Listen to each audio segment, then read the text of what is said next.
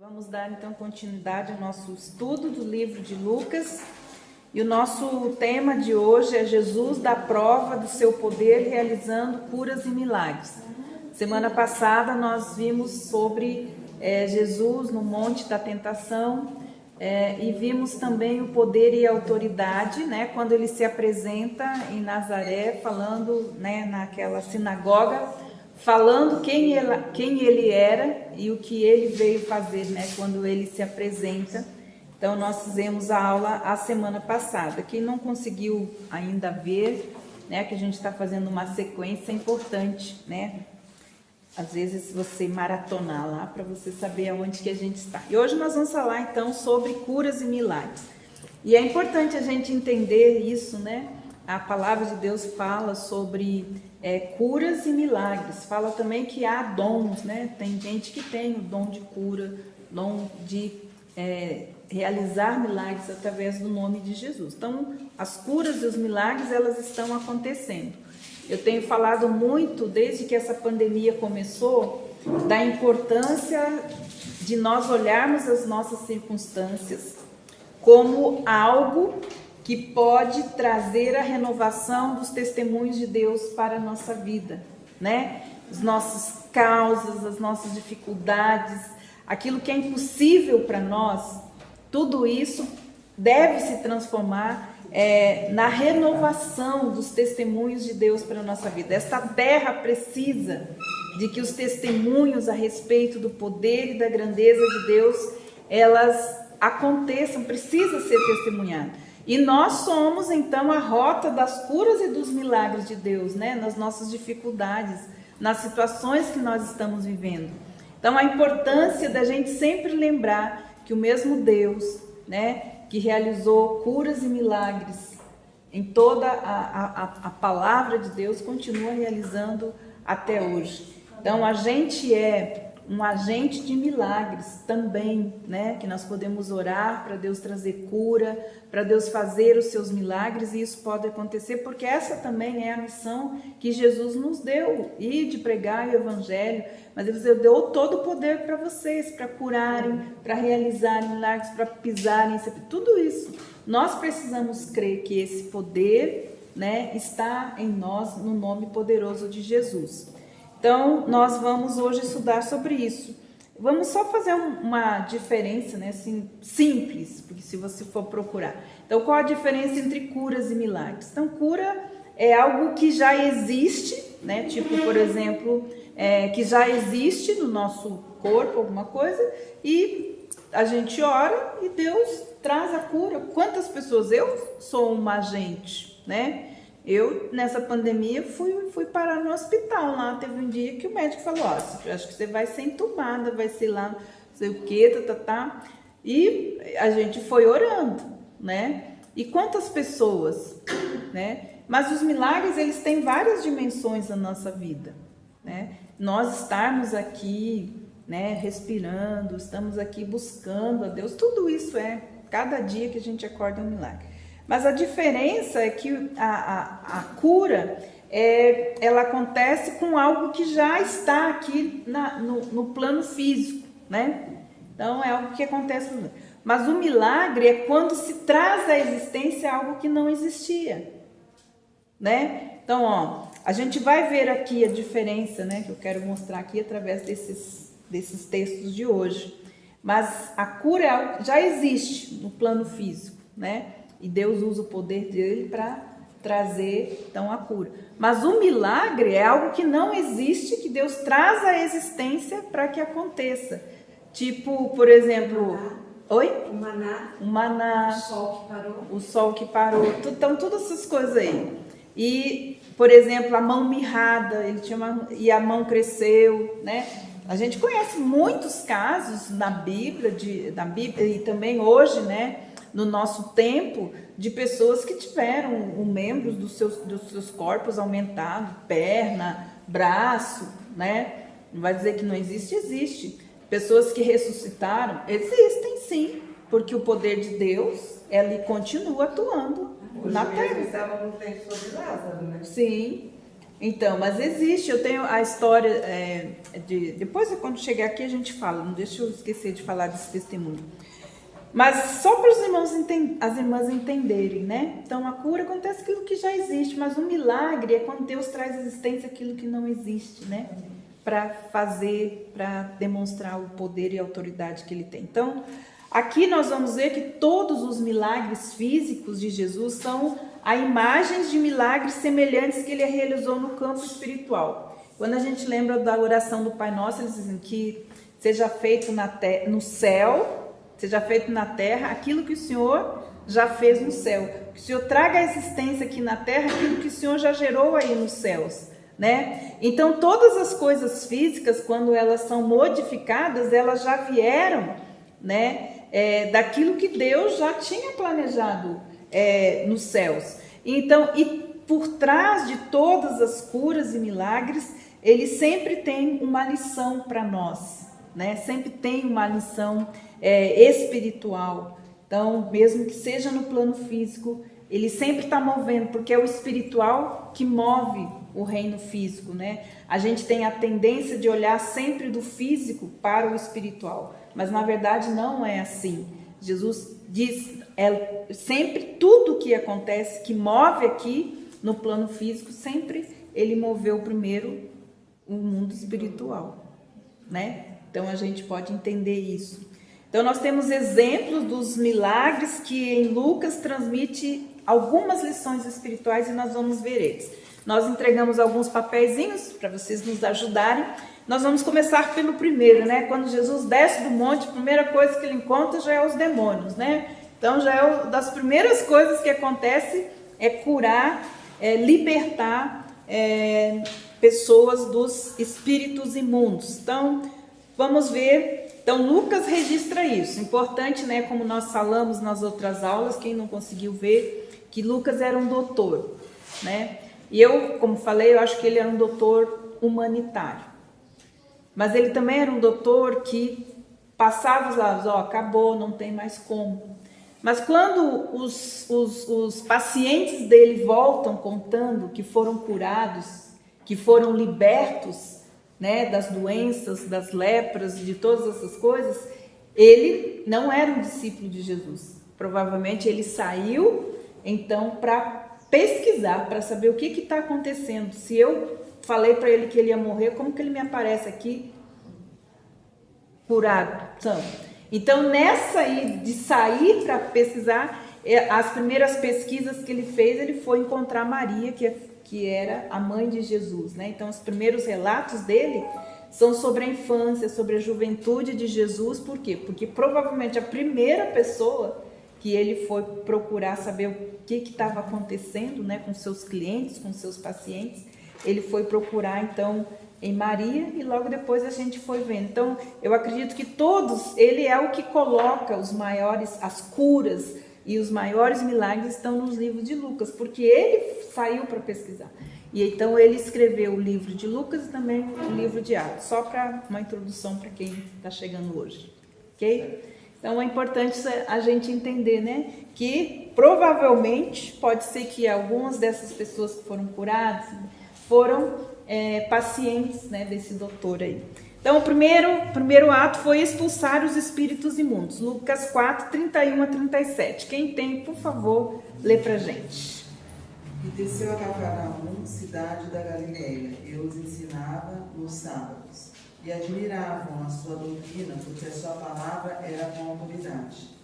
E estava na sinagoga um homem que tinha um espírito de um demônio imundo, e exclamou em alta voz, dizendo: que temos nós contigo, Jesus Nazareno? Vieste a destruir-nos? Bem sei quem és, o Santo de Deus. E Jesus o repreendeu, dizendo: cala-te e sai dele. E o demônio, lançando-o por terra no meio do povo, saiu dele sem lhe fazer mal. E veio espanto sobre todos, e falavam entre si uns e outros, dizendo: que palavra é esta, que até os espíritos imundos manda com autoridade e poder, e eles saem? Amém. Amém. E a sua fama divulgava-se por todos os lugares em redor daquela comarca. Amém? Então aqui nós temos essa libertação desse espírito imundo, né? Que eram espíritos maus. Uma coisa importante também da gente sempre considerar, que eu falo, mas nós somos seres espirituais, certo? A gente é um ser espiritual. E nós estamos vivendo em dois mundos ao mesmo tempo, esse natural, mas ao mesmo tempo nós estamos participando do mundo espiritual. Nós somos seres espirituais. Por isso que a palavra de Deus diz que Deus, né, tem adoradores que adoram Ele em espírito e em verdade. Nós somos seres espirituais, certo? Então, existem seres espirituais. Nós somos um ser espiritual, um espírito que tem uma alma que habita num corpo, né? Para a gente entender as coisas espirituais, a gente precisa sempre entender de cima para baixo, nunca daqui para cima. A gente não tem compreensão a respeito disso. Então, existiam esses espíritos imundos, que são espíritos das trevas, né? São demônios, espíritos lá. E o que quer dizer espírito imundo? Quer dizer que em si mesmo eles vivem de impurezas e de imundícias. E o que eles produzem, espíritos imundos? Eles produzem impureza na vida das suas vítimas, né? Porque quando eles foram lançados, né? Lá em cima, que são os anjos que foram lançados, né? Então eles continuam procurando um lugar para habitar, certo? Um lugar onde eles possam continuar sendo imundos, provocando impurezas. Então, se ele encontra uma casa vazia, quer dizer, um coração vazio, uma mente vazia, que dê oportunidade a ele, para ele entrar, ele entra. E o que ele faz? Se ele é imundo, se ele é impuro, ele vai trazer sujeira e impureza, né? E a gente sabe, tem espírito de prostituição, tem espírito de todo tipo de espírito nessa terra. E eles estão sempre procurando um lugar para habitar. E se nossa vida, nosso coração não está habitado, né, por Jesus, muitas pessoas têm isso, né? Então, existe essa diferença também que a gente precisa entender entre opressão e possessão. Possessão é quando o espírito toma posse daquela casa, daquela vida. Opressão é quando eles ficam ao redor tentando oprimir aquela pessoa, né? Trazer opressão para a vida da pessoa. Então, olha só, Jesus lançou uma ordem dupla contra esse demônio. Ele fala: cala-te e sai deste homem. Não ficou de conversar, né? Nem fazendo cena. Falou assim: fecha essa boca e sai desse homem, com toda a autoridade que ele tinha. E aí o povo já começa então a se admirar, né, de quanto poder ele tinha, como essas palavras dele eram poderosas, e eles nunca tinham visto tanta autoridade em alguém. E então, ao expulsar esses espíritos imundos, ele não só libertava as pessoas da imundícia do qual aquele espírito levou ele, né, a realizar, e também libertando ele do pecado.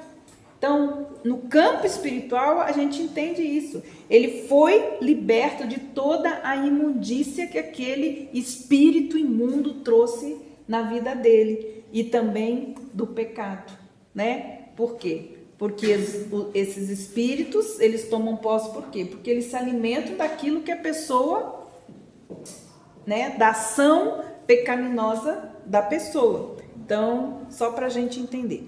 A segunda que aconteceu foi a cura, que é a febre da sogra de Pedro. Então, uma cura. Ele chegou lá e curou ela, né? Existia uma febre ali, algo que estava trazendo então desconforto para a sogra de Pedro, e ele faz então essa cura. Lucas 4, 38 e 39. Quem tem?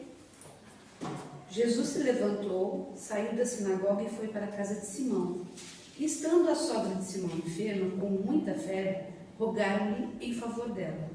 E ele, inclinando-se para ela, repreendeu a febre, e esta o deixou. Imediatamente ela se levantou e começou a servi-los. Ao pôr do sol, todos os que tinham enfermos de várias doenças os traziam a Jesus. E, impondo as mãos sobre cada um, ele os curava. E também... Até o 39. Já foi. Ok? Então, olha só. Ele chega, naquele momento, ele trouxe, então, um alívio à inquietação que estava acontecendo ali na casa de Simão, né? E a cura ali foi imediata, né? Foi completa, tanto é que ela já levantou e já foi servi-los. Então foi algo também extraordinário. E tudo isso vai caindo, né? De boca em boca, os testemunhos. O que isso gerou? Gerou que muitas pessoas que estavam doentes, com doenças, né? Vieram para ele curar. Então os testemunhos, né? O testemunho de que aconteceu com a sogra de Pedro trouxe então outras pessoas para serem curadas. Mas a importância da gente entender que ele tem poder de tirar, né, imediatamente a dor, ou seja, qualquer coisa que possa estar acontecendo. Vamos lá, próxima, a cura do leproso, Lucas 5, 12 a 16. Quem tem a leitura? Em uma das cidades, passou um homem coberto de lepra. Quando viu Jesus, prostrou-se com o rosto em terra e rogou-lhe: se quiseres, pode purificar-me. Jesus estendeu a mão e tocou nele, dizendo: quero, seja curado. E imediatamente a lepra o dominou, o deixou. Então Jesus lhe ordenou: não conte isso a ninguém, mas vá mostrar-se ao sacerdote e ofereça pela sua purificação os sacrifícios que Moisés ordenou, para que sirva de testemunho. Então aqui a gente tem a cura do leproso, né? Interessante a gente entender várias coisas, né? Por que será que Lucas colocou ele? Porque os leprosos eles tinham que passar pelos doutores para ter o diagnóstico e também passar pelos sacerdotes, certo? Porque o diagnóstico dele trazia então que ele precisava ser colocado de lado, né? Não podia participar das coisas da sociedade. E havia um local chamado refúgio, lugar de refúgio, ou campo de refúgio, que era onde era colocada os leprosos, né? E às vezes não era uma pessoa só, porque isso era algo contagioso. Às vezes uma pessoa tinha lepra e às vezes eram famílias inteiras que ficavam leprosas. E eles iam então para esses lugares de refúgio. E eles ficavam lá esperando até que então eles fossem curados. E algo aconteceu, então, provavelmente o doutor Lucas poderia conhecer esse paciente leproso, né? Mas aqui a gente vê a restauração, por quê? Porque os leprosos, todo mundo tinha repulsa, tinha nojo, né? Tinham até ânsia, tinha muitas coisas aconteciam, né? Porque a pele da pessoa ia caindo, tinha gente que caía nariz, caía dedo, então era uma coisa muito, né, repulsiva, muito, muito difícil, né? Então o doutor Lucas provavelmente ele fez menção especial do fato que esse homem estava coberto de lepra, porque a lepra ela pode atacar um membro, demora, né, até a pessoa estar completamente coberta. Mas aqui Lucas falou que ele estava totalmente coberto dessa lepra. E era um caso então avançado, quer dizer, não tinha mais esperança para esse homem. Não poderia ser feito mais nada, humanamente falando, nem pela medicina existia cura para esse homem. Mas algo extraordinário estava por cima dessa lepra. Era o quê? A fé. A fé desse homem, né? Então, ele tinha uma fé notável. Ele não tinha um espaço no seu corpo que não estivesse coberto de lepra, mas em cima dessa lepra existia fé. E a palavra de Deus fala, e ele disse assim: Senhor, se tu quiseres, tu pode me purificar. Ele tinha tanta confiança no Senhor, no poder do Senhor, que ele naquele momento, olha, não tem mais nada, né, que esperar dessa vida. A única coisa que eu posso fazer é me lançar em absoluta confiança no poder deste rabi, deste mestre, desse Senhor, porque provavelmente ele já teria ouvido sobre os milagres e as curas que ele fez. Então, ele não podia, não se podia tocar num leproso do ponto de vista da medicina. Então, e a vista também dos religiosos era corrupção, olha só, gente, corrupção. Porque lembra que antigamente tinha a lei, não podia tocar em carne morta, nem com essas coisas. Leproso era como se fosse um morto-vivo. Para a sociedade ele estava morto, então não podia tocar nos mortos, ninguém podia botar a mão no leproso. Então era rebaixar-se você colocar a mão em um leproso, numa pessoa leprosa. Mas o nosso Senhor, o nosso Salvador, ele não contraiu nenhuma contaminação. Em vez disso, surgiu no corpo do leproso uma cascata de cura e saúde na frente de todo mundo. Entende? Ele era a própria cura. Então ele poderia tocar onde ele quisesse e ele jamais iria ser corrompido. Entende, mas olha que coisa maravilhosa, o poder de Deus que ele tem. Então, às vezes não importa o tamanho dos problemas, da situação que está querendo esmagar a gente não sabe nem por que a gente está debaixo, seja lá o que for. Mas se tiver uma fé nesse Senhor, nesse Salvador, Deus pode curar, sim, Deus pode libertar. Eu tenho certeza que você deve ter, que nem a Edileuza, Cada um de nós tem um testemunho do toque da fé em nossas vidas, em circunstâncias que nós vivemos, Nós somos um foco, nós somos o alvo dos milagres de Deus. E uma coisa importante é a fé, Próximo, o homem paralítico. Lucas 5, 17 e 26. Quem tem? E aconteceu que um daqueles dias estava ensinando. Estavam ali assentados fariseus e doutores da lei, que tinham vindo de todas as aldeias da Galiléia e da Judéia e de Jerusalém. E a virtude do Senhor estava com ele para curar. E eis que uns homens transportaram numa cama um homem que estava paralítico, e procuravam fazê-lo entrar e pô-lo diante dele. E não achando por onde o pudessem levar, por causa da multidão, subiram ao telhado, e por entre as telhas o baixaram com a cama até ao meio, diante de Jesus. E vendo-lhes a fé, Jesus disse ao paralítico: Homem, os teus pecados te são perdoados. E os escribas e os fariseus começaram a razoar, dizendo: Quem é esse que diz blasfêmias? Quem pode perdoar pecados senão Deus?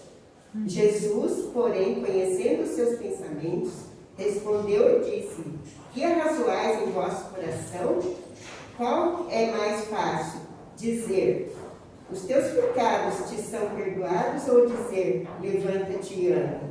Ora, para que saibais que o Filho do Homem tem sobre a terra o poder de perdoar pecados, disse ao paralítico: Eu te digo, levanta-te, toma a tua cama e vai para a tua casa. E levantando-se logo diante deles, e tomando a cama em que estava deitado, foi para a sua casa glorificando a Deus. E todos ficaram maravilhados e glorificaram a Deus, e ficaram cheios de temor, dizendo: Hoje vimos prodígios. Então, olha só, o alvo de Deus é nos livrar daquilo que nos separa dele, que é o pecado. Então, quando esse homem, por causa dos seus amigos, é colocado diante dele, o seu ímpeto, porque esse era a missão dele, livrar pecados. O homem está ali deitado.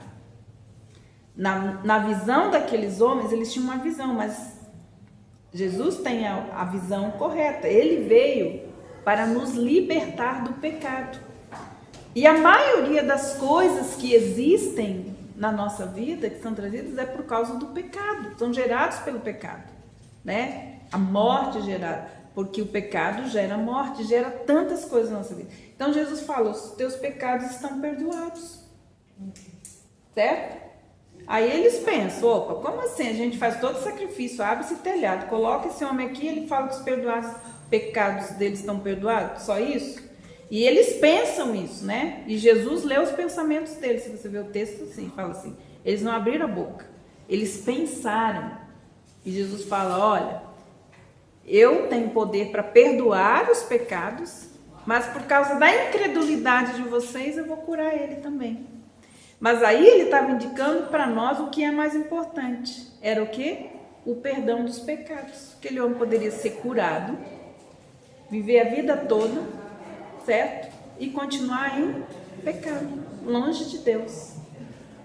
Então, esse livramento, ele livrou o primeiro homem, que havia outra coisa que estava paralisando. Jesus viu isso. Havia outra coisa que estava paralisando esse homem, que era o pecado. E foi isso que ele veio resolver primeiro. Então, e isso foi a possibilidade. Então, o poder do Senhor estava com ele para curar os doentes. Mas antes disso, ele sempre falava: perdoados estão os seus pecados. Vai e não peques mais. Porque ele tinha, o alvo dele era o perdão dos pecados. Embora Jesus sempre tivesse poder de curar, as circunstâncias nem sempre eram favoráveis. Teve coisas que Jesus não curou. Olha como é importante isso, irmãs. Ele esteve em Nazaré, certo? E ele não pôde, lá diz assim, e ele não pôde fazer muitos milagres por causa da incredulidade do povo. Na sua própria terra, ele fala: o profeta não tem honra na sua própria casa. Por quê? Porque aquele povo era incrédulo a respeito dele. Então ele não realizou muitas curas e muitos milagres naquele lugar por causa da incredulidade. Então muitas coisas podem não acontecer na vida dos discípulos, por quê? Por causa da incredulidade. A incredulidade pode nos impedir de receber curas e milagres também. Porque se você olhar todo a palavra, Jesus fala assim: olha, tua fé te salvou, perdoados estão os seus pecados. Mas teve também aquelas ocasiões que não tinha fé, mas tinha ousadia. Olha, o Senhor me ajuda na minha incredulidade, se o Senhor me curar, eu vou começar a crer. Não teve a mulher: me ajuda na minha incredulidade. Certo? Então, às vezes, se existe uma raiz de incredulidade no nosso coração, ele pode exatamente mudar essa situação pecaminosa, porque a incredulidade é pecado, certo? Fazer algo extraordinário na nossa vida para nos livrar da raiz da incredulidade. Vamos lá, a ressurreição do filho da viúva, Lucas 7, 11 e 17.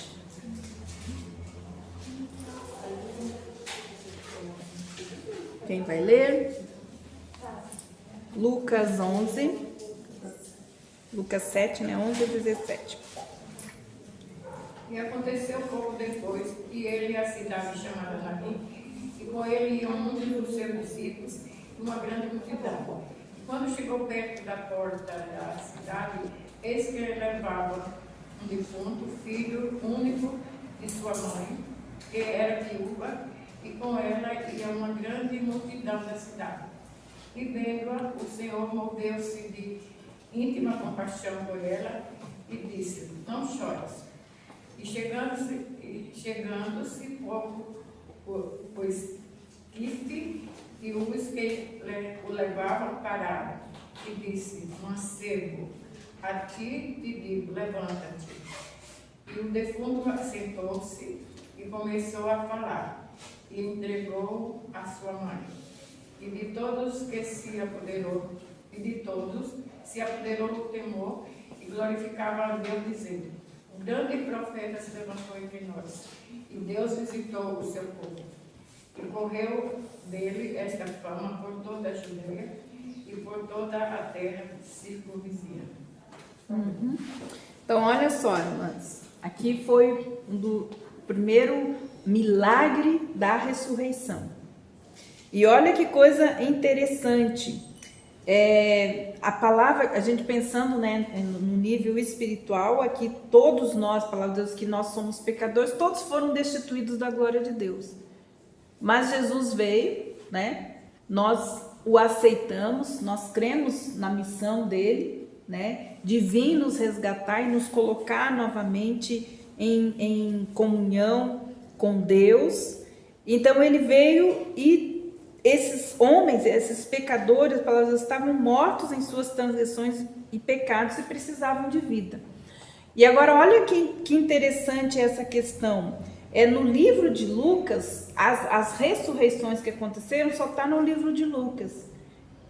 Provavelmente por causa do seu, né? De ele ser o médico. Quem sabe ele não deu até o atestado para esses que foram ressuscitados.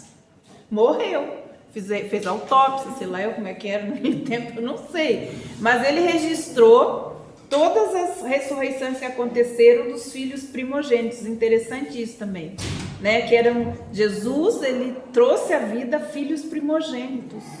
Não sei que mistério, que eu não tive tempo de pesquisar, né? Mas alguma obra tem aí.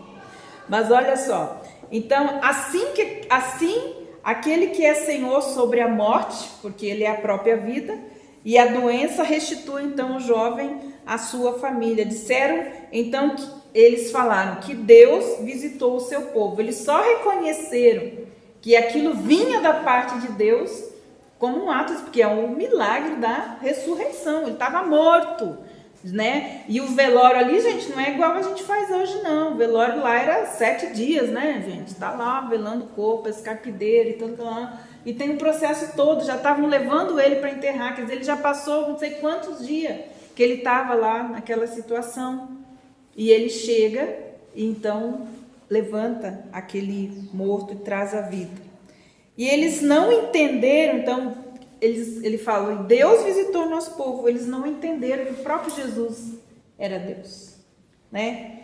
Que era o próprio Deus. Então, o livro do Dr. Lucas, ele relata a restauração de Jesus de 3 filhos únicos. O filho da viúva, o filho de Jairo e o filho do endemoniado.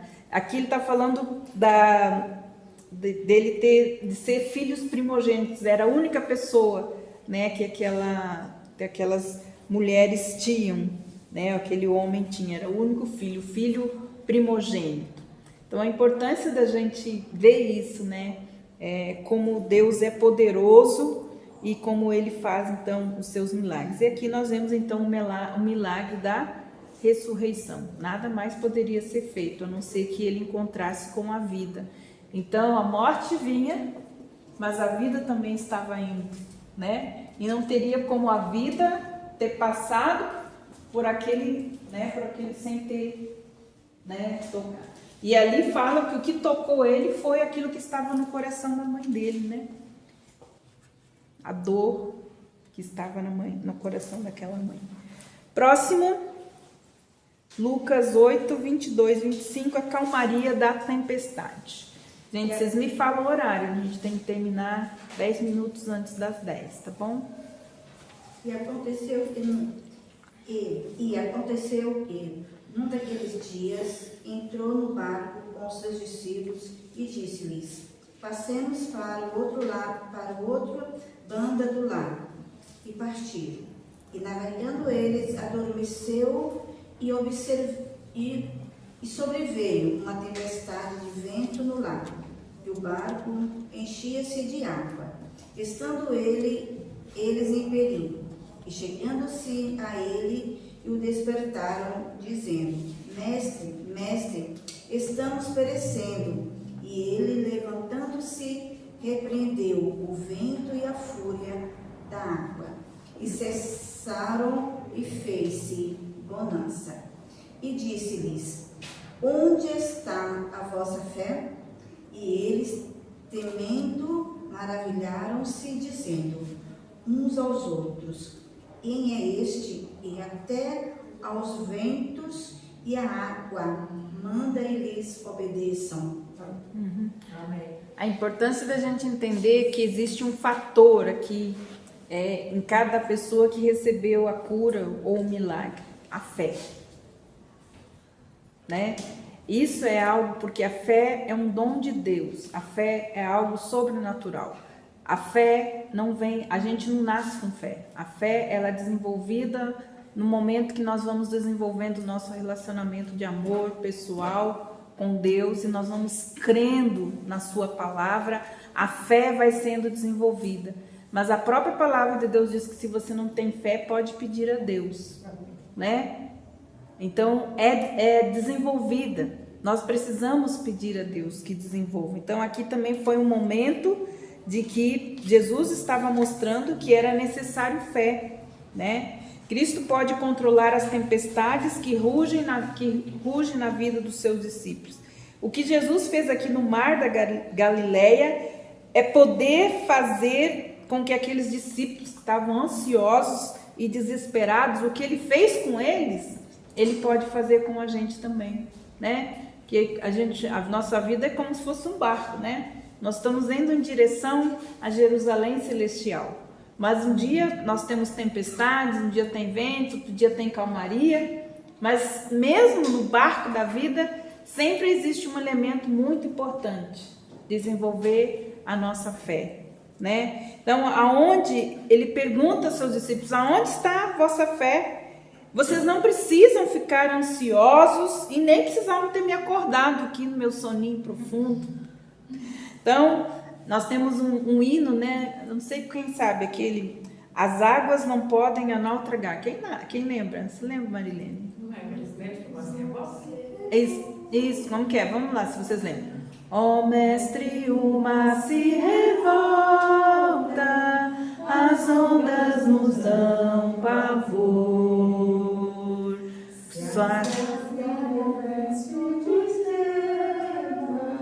Não temos um Salvador, não se dá que morramos, onde assim dormir. Se acaso momento dos ermos, sem prestes a submergir, as ondas atendem ao teu mandar, sossegai.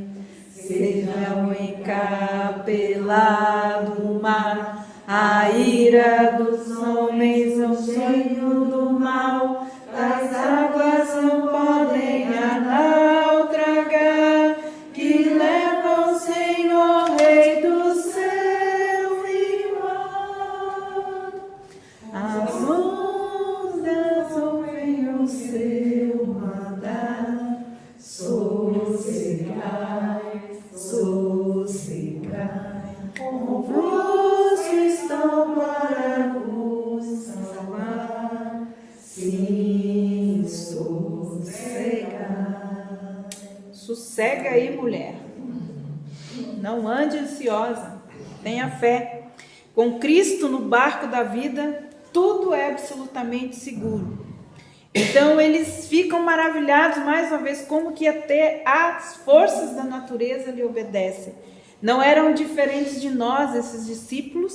Na tempestade da vida, muitas vezes nós também nos desesperamos. Mas quando o Senhor vem ao nosso auxílio, nós ficamos admirados com a manifestação do seu poder e nos admiramos de não termos confiado nele antes. Né? Nós ainda temos tempo? Não tem horas? Alguém tem hora? Posso olhar aqui? Pode. Então nós vamos encerrar e a semana que vem, então, a gente vai continuar o nosso estudo a respeito das curas e milagres, então, que estão contidos no livro de Lucas.